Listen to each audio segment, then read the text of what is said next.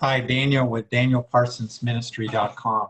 Today's Life Journal Bible reading plan is for the 21st of April, and we'll cover in the Old Testament, 1 Samuel chapter 24, as well as 1 Chronicles chapter 8, Psalm 57 and Psalm 58. In the New Testament, we'll read Matthew chapter 8, the New King James Version of the Bible, David spares Saul, 1 Samuel 24. Now it happened when Saul had returned from following the Philistines that it was told him, saying, "Take note, David is in the wilderness of En Gedi." Then Saul took 3,000 chosen men from all Israel and went to seek David and his men on the rocks of the wild goats. So he came to the sheepfolds by the road where there was a cave, and Saul went in to attend to his needs. David and his men were staying in the recesses of the cave. Then the men of David said to him, "This is the day of which the Lord said to you, Behold, I will deliver your enemy into your hand, that you may do to him as it seems good to you." And David arose and secretly cut off a corner of Saul's robe. Now it happened afterward that David's heart troubled him because he had cut Saul's robe. And he said to his men, "The Lord forbid that I should do this thing to my master, the Lord's anointed, to stretch out my hand against him, seeing he is the anointed of the Lord." So David restrained his servants with these words and did not allow them to rise against Saul. And Saul got up from the cave and went on his way. David also arose afterward, went out of the cave, and called out to Saul, saying, "My lord the king." And when Saul looked behind him, David stooped with his face to the earth and bowed down. And David said to Saul, "Why do you listen to the words of men who say, Indeed, David seeks your harm? Look, this day your eyes have seen that the Lord delivered you today into my hand in the cave, and someone urged me to kill you. But my eye spared you, and I said, I will not stretch out my hand against my Lord, for he is the Lord's anointed. Moreover, my father, see, yes, see the corner of your robe in my hand. For in that I cut off the corner of your robe and did not kill you. Know and see that there is neither evil nor rebellion in my hand, and I have not sinned against you. Yet you hunt my life to take it. Let the Lord judge between you and me, and let the Lord avenge me on you. But my hand shall not be against you. As the proverb of the ancients says, wickedness proceeds from the wicked. But my hand shall not be against you. After whom has the king of Israel come out? Whom do ye pursue? A dead dog, a flea? Therefore let the Lord be judge, and judge between you and me, and see and plead my case, and deliver me out of your hand. So it was, when David had finished speaking these words to Saul, that Saul said, Is this your voice, my son David? And Saul lifted up his voice and wept. And then he said to David, You are more righteous than I, for you have rewarded me with good, whereas I have rewarded you with evil. And you have shown this day how you have me, dealt well with me, for when the Lord delivered me into your hand, you did not kill me. For if a man finds his enemy, will he let him get away safely? Therefore, may the Lord reward you with good for what you have done to me this day. And now I know indeed that you shall surely be king, and that the kingdom of Israel shall be established in your hand. Therefore, swear now to me by the Lord that you will not cut off my descendants after me, and that you will not destroy my name from my father's house. So David swore to Saul, and Saul went home, but David and his men went up to the stronghold. So now I'll pull up 1 Chronicles chapter 8 for you. And as I get that, we go through the Old Testament once in a year's time and the New Testament twice in a year's time. So 1 Chronicles chapter 8, the family tree of King Saul of Benjamin.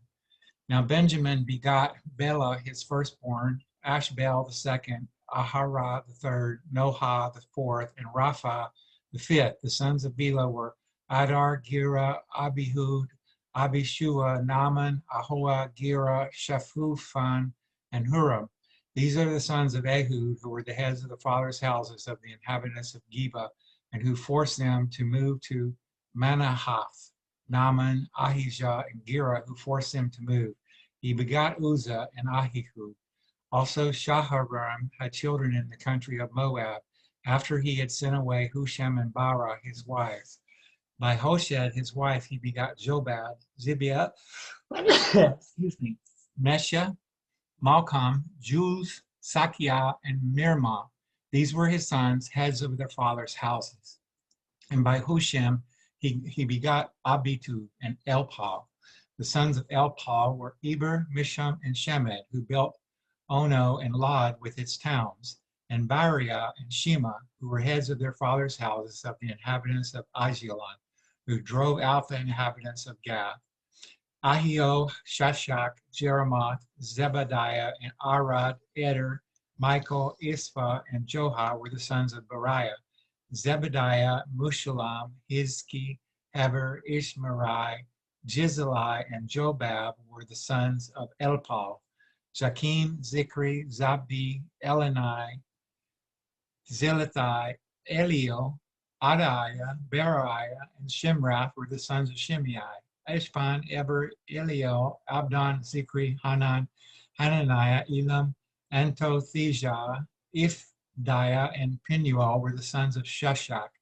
Shamsherai, Sheharai, Athalai, Jareshiah, Elijah, and Zikri were the sons of Jeroham. These were the heads of the fathers' houses by their generations, chief men. These dwelt in Jerusalem.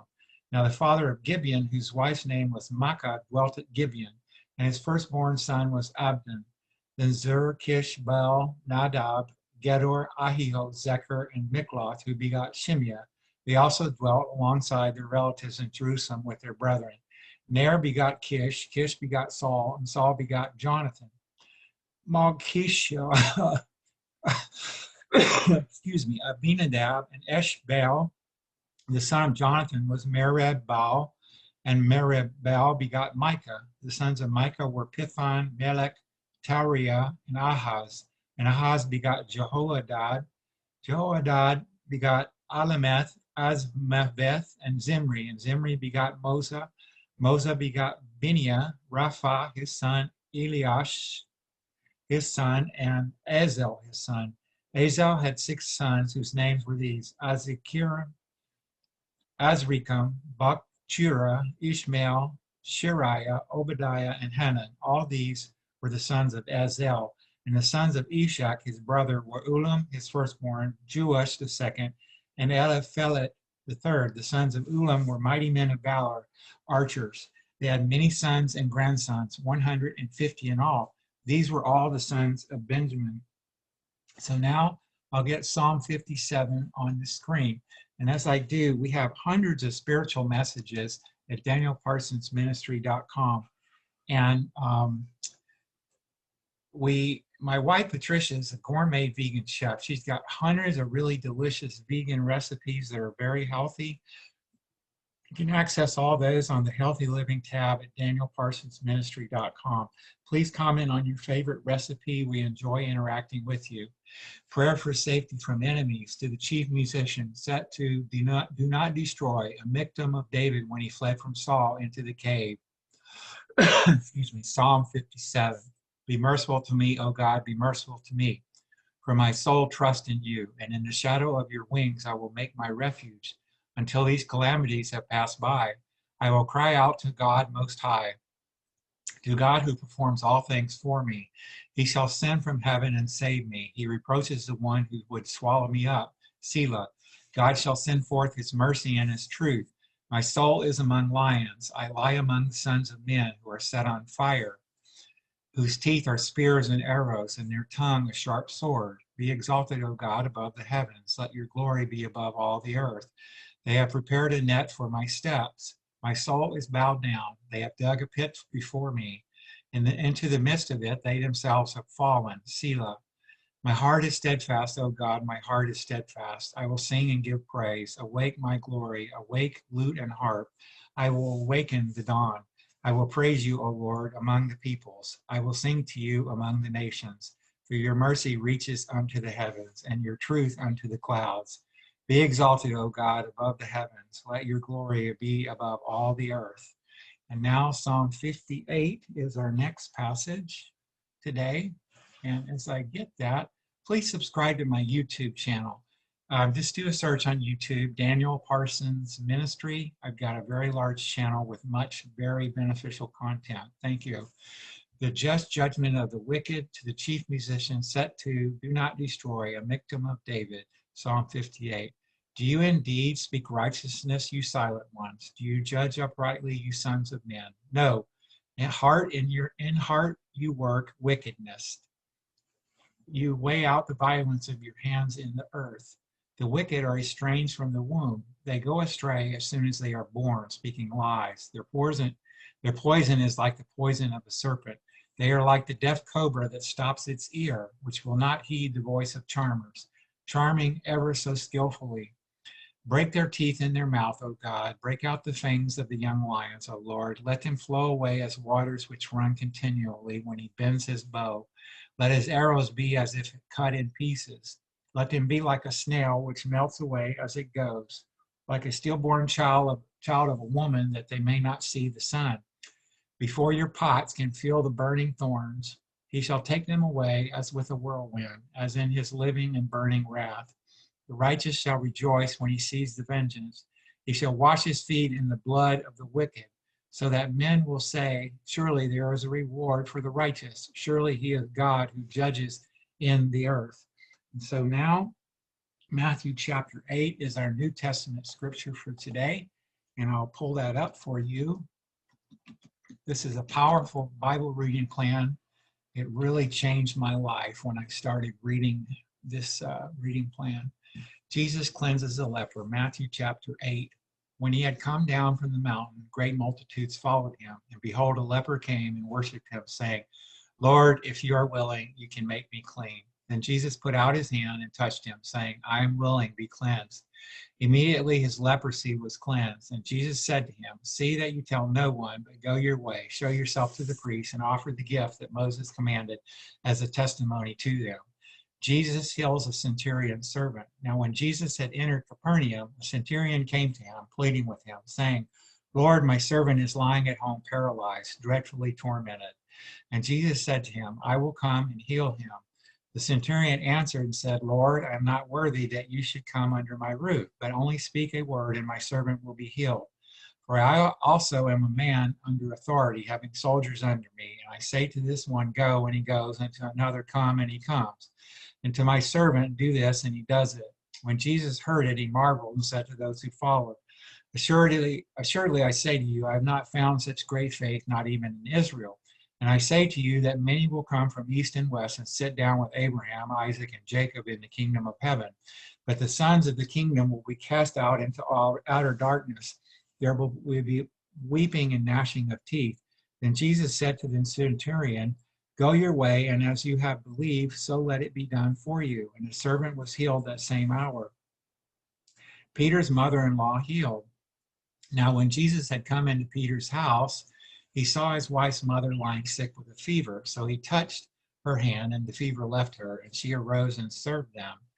Many healed in the evening. When evening had come, they brought to him many who were demon-possessed, and he cast out the spirits with a word and healed all who were sick, that it might be fulfilled which was spoken by Isaiah the prophet, saying, He himself took our infirmities and bore our sicknesses, the cost of discipleship. And when Jesus saw great multitudes about him, he gave a command to depart to the other side.